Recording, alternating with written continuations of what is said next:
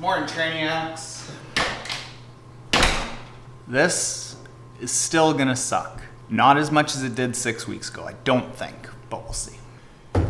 What I'm doing is I'm taking a before and after picture to show you the progress that I think I've hopefully made with my health. Pitter patter.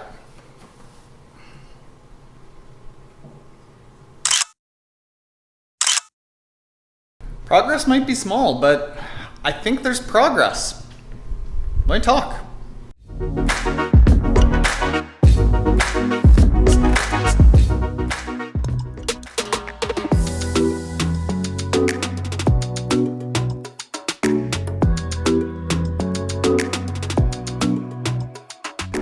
First thing you might be thinking is that, well, of course, Taren, you're gonna lose weight because you're working out more.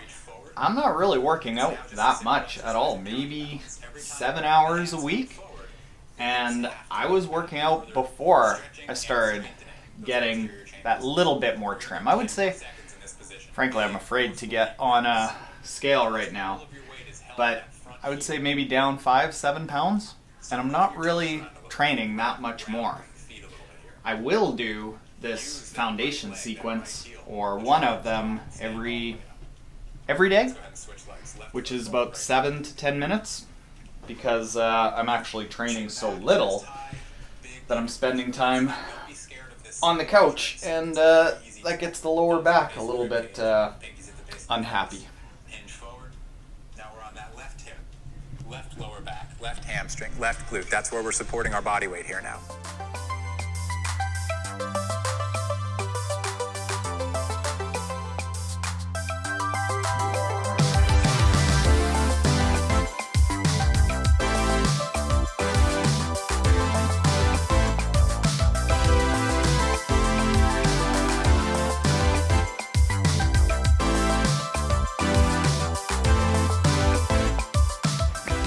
So my current week is 30-minute easy swim in the swim spa on Monday. Tuesday morning is about the only hard workout that I do. That is a 90-minute group ride. Wednesday, I do a 1-hour run, and I'll either do it on hills or maybe throw in just a couple intervals, but it's like a grand total of 10 minutes of hard. Thursday is a 90-minute easy ride. Friday is a 45, 50-minute fast swim, but short. Saturday is a 2-hour ride. And Sunday is a 60 to 90-minute easy run. So I think that works out to about 8.5 hours in a week, and that's what I've done. I haven't ramped that up. I haven't really changed the workouts or increase the difficulty, but even with that, it's allowing me to recover because everything's pretty low intensity and low volume. But big thing is that just feeling better. I'll show you at home one thing that I think might be actually making a pretty significant difference from a nutrition standpoint doing the recovery. Kim's gonna crush. Ooh, that got spicy at the end. That was a 57-minute run, and kilometer wise, miles, give me a second. Oh, 11K actually. I gotta run 20 meters that way to get to exactly 11K, so like 6.7 miles.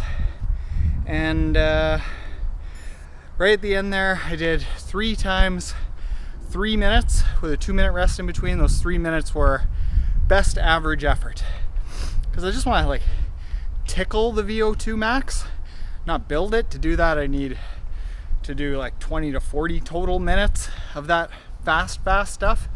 So I just want to keep it alive. And I got down to a sub 4-minute kilometer. That hurt. All right, I got to finish up that 20 meters. After just about every workout, now have a like a slightly green banana, so less sugar, more fiber. And right now I am trying whey protein instead of bone broth Instead of bone broth protein, just trying some whey protein. No reason I'm trying this one. But found out that bone broth collagen can disrupt your serotonin. That's one of the things that we're trying to fix with me. So one thing that seems to have changed in a really good way is my appetite, and kind of a theory that we've got about how I started in this overtraining or REDS or whatever you want to call it, is that I definitely wasn't underfueling. I manage my calories. Appetite has always been high. I eat a lot, as you can see by many years of what I eat in a day videos. But I think what happened is a stomach infection that I've got right now maybe has been around for a long time, and the stomach infection wasn't allowing me to absorb all the food that I was having. So even though I was eating a lot, I wasn't absorbing it. So I was underfueling, thus kind of contributing to the overtraining. And then I think because that stomach infection is not allowing me to absorb nutrients, my body starts creating all these mechanisms to try to get more nutrients, i.e. holding on to fat, really increasing my appetite. Like I could eat a whole pizza and then still want to eat another pizza. And this is crave arrest, anti-craving support. This is vitamin C, niacin, vitamin B6, tyrosine, and 5-HTP. Now, I would actively encourage you to not take what I'm taking right now, because a lot of people are asking me, well, what do you take? I'm feeling a little bit overtrained. Maybe I should take some of this. Well, we are addressing specifically what has been tested in me to need support. This isn't just general, hey, triathletes should take this. So in general, like whether it's this or whether it's my body feeling a little bit better, being able to absorb more nutrients, my appetite is way better. Like I can actually stop myself mid-meal, not go back for seconds. So that's a good sign. It's a very good sign. And also probably contributing to the 6-week, 5-6 pound weight loss. So I know I've talked about this before, but I've got an idea for a nutrition company. And this is all wrapped up in Team Trainiac. That instead of like having Team Trainiac over here and a nutrition company over here, what we've actually started doing, and this is an update that's coming out to Team Trainiac right away, is within every single workout giving the exact nutritional recommendations. So this workout should be, let's time your carbs before, or if it's a long, easy ride, no carbs before and time your carbs after. And as I start thinking through that more and more, I also think about how us endurance athletes, essentially, we are left to piece together like bodybuilding and general population nutrition. Like the protein powder, we went to a bodybuilding store to get that. And the vast majority of protein powder is not made for endurance athletes. So things that we need, like magnesium and a little bit more gut support because we spend so much time without blood in our stomach. All of this gets me kind of thinking about like the all-in-one training nutrition program that you can get your training for swim, bike, run, marathon training, grand fondos, swimming events, ultra running events, trail running events, with all of your daily nutrition supplements for general health, for pre-workout, for in the workout, for post-workout, and it's all customized for us endurance athletes because we're not bodybuilders. And the things that we need aren't what bodybuilders need. And then on the flip side of that, we're also not the general population. We're much harder on our bodies than the general population, so taking just general supplements is also not what we need. So I'm starting to think through a lot of that, and the first step in that is that on Team Trainiac, within workouts, we've now got recommendations of here's what you should take, and then a link out to thefeed.com where all of you can use. This is not a sponsored video by them, by the way, but we've just arranged a coupon code for viewers. If you use the coupon code TRAINIAC, you can get a discount at checkout. and everyone on Team Trainiac will get their nutrition recommendations and a big explanation on a post that we've got on thefeed.com. Big things are happening. Really big, exciting things are happening. Pete is just jacked about him. And Gracie, as she always does, Gracie just chilling. Gracie just chilling. Everyone has requested more Gracie and Petey lately, so you get more Gracie and Petey.